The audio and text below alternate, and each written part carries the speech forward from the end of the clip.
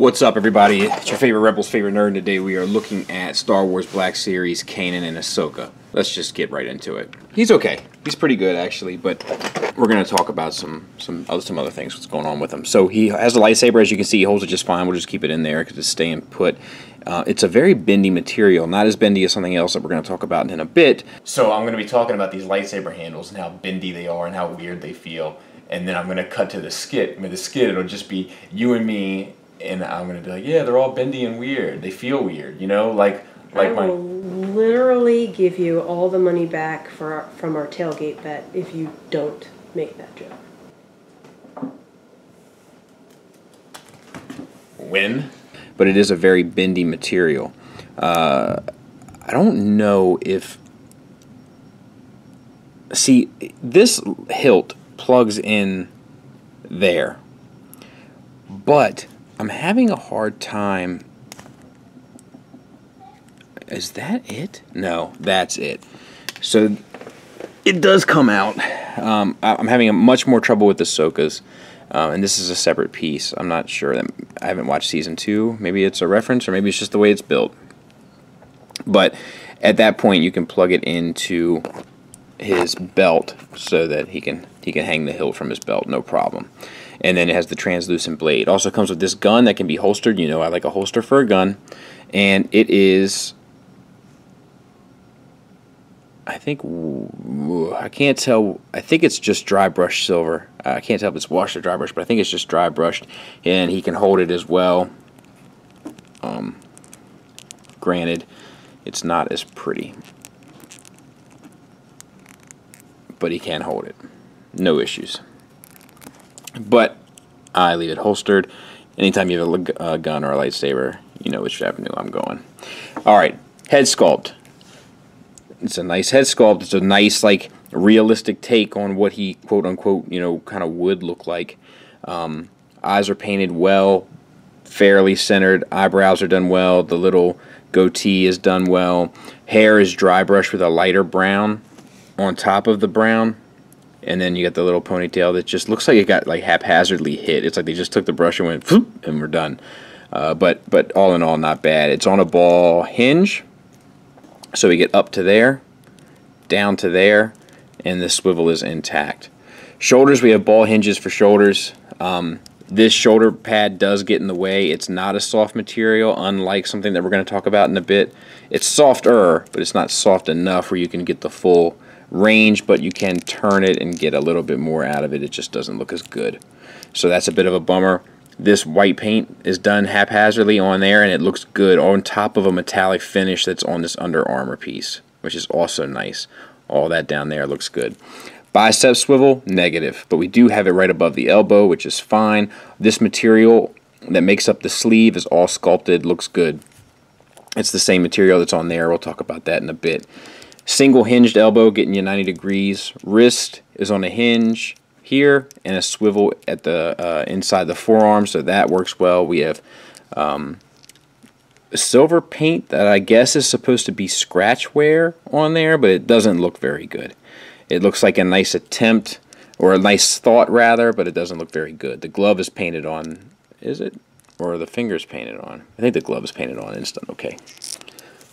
Same on this side. The texturing here on the leather, all that looks good. All the wrinkles and stuff look good, so that's nice. Same articulation and same in-out wrist hinge, so that's all okay. For the torso, we have a ball joint that gets you really nothing but the swivel and the diaphragm. And then we have the silver paint that's done haphazardly on there. And otherwise, the paint is pretty much good. We do have some wear on this bit, but I don't hate it. It kind of looks like dirt or something, so I can get behind that. Silver paint on the belt. The belt is all sculpted, looks good. Comes around to the holster. This is a soft piece of plastic to allow you to use the T-jointed ball joints, which get you out to here, forward to there, back to there. Thigh swivel really tight but underneath. And the thigh holster strap is not painted the best, but it's not the worst either. It's just, it doesn't go over, it just doesn't fill the entire sculpt, which, you know, it happens. Double jointed knee, and on there we have this sculpting work. No real paint, but it's fine.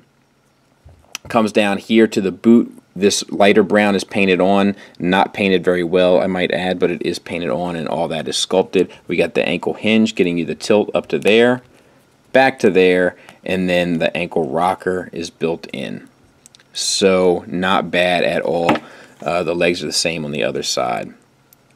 And I guess you can plug the lightsaber in there as well if you want to use that bit. I wonder if it's in 2 pieces in the show and he puts it together. Either way, you got options. Next is Ahsoka. She has these lightsabers that are the rubberiest materials known to man. They're silver, they're painted black. I imagine that there's a way to get this blade out, but it's in there really tight, and I'm not messing with it because I'm not risking breaking it because this figure's too hard to find. And then this can hang on to her side clips there, I would imagine.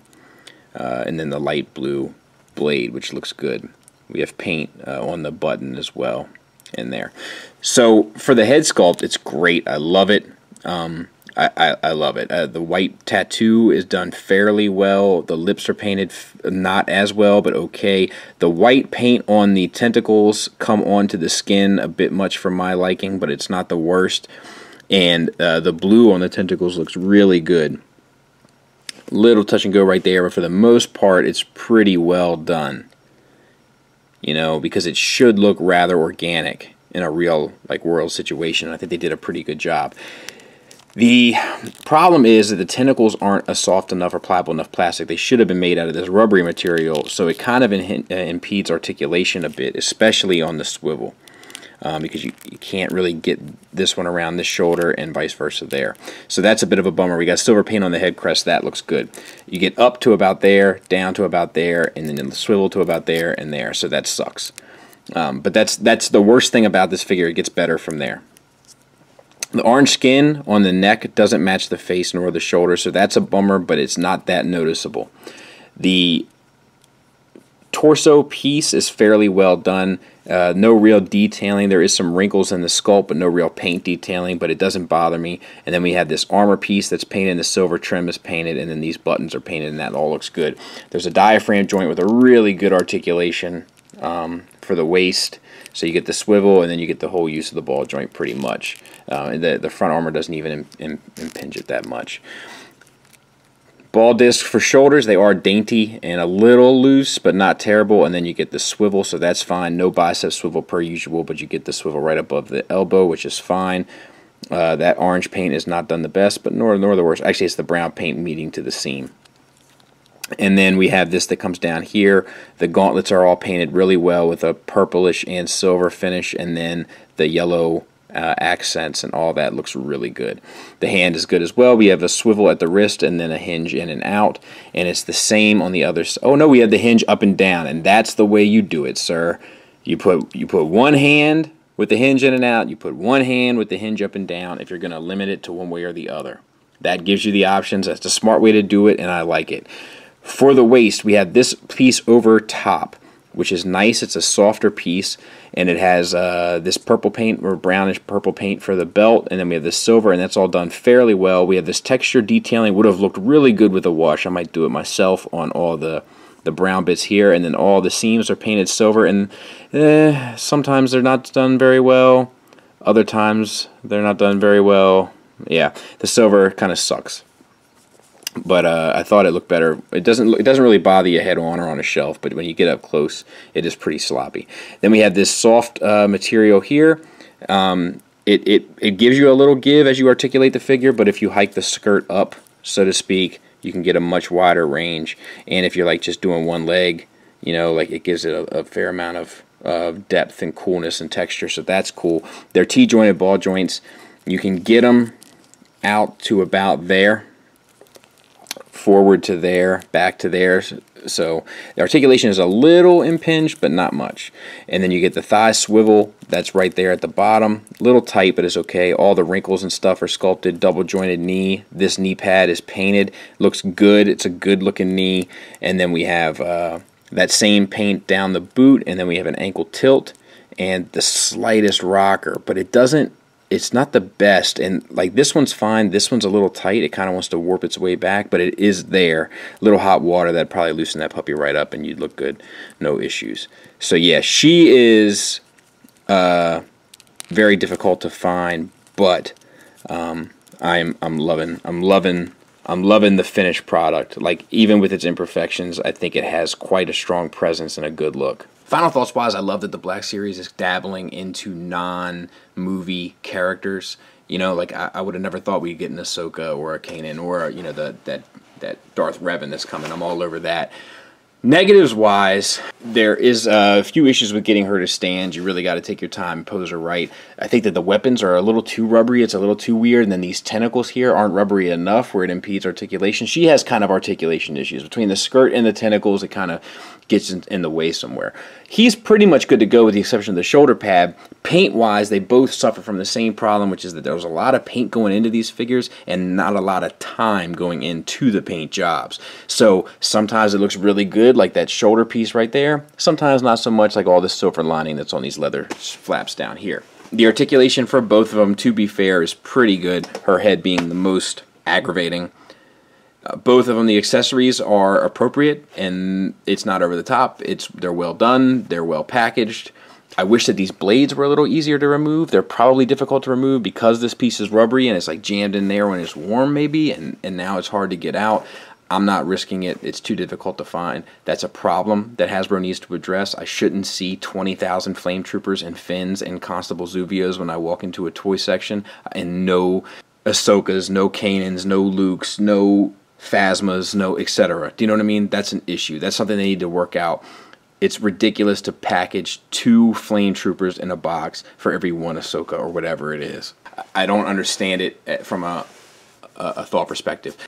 I don't know if an individual wants to point out, but this was sent to me by a friend of mine. He'll be at Skullfest. Good dude. I definitely appreciate it. I had to pay eBay prices. I think I ended up paying $37, which is the most I've ever paid for a Black Series figure. And I don't know if she's worth more than maybe $25. But they're both good at their normal price point, so I definitely recommend you picking them up if you see them in the wild. I don't think that you'll regret it. I think that your shelves will be happy. I think that you'll be happy. And I hope that you are able to locate them, and I hope that Hasbro seriously rethinks their packaging assortments. It's almost unfathomable, the expectation that this company would have that this figure would shelf form while Flame Troopers would fly off the shelves. I'm not sure if any of them remember being children, but when you buy something as a kid that looks similar to something else, your parents give you a ton of grief about it. You already have this one. It's the same jet. It's just blue. Why do you need a blue one? You have a white one and a black one and a this one and a that one.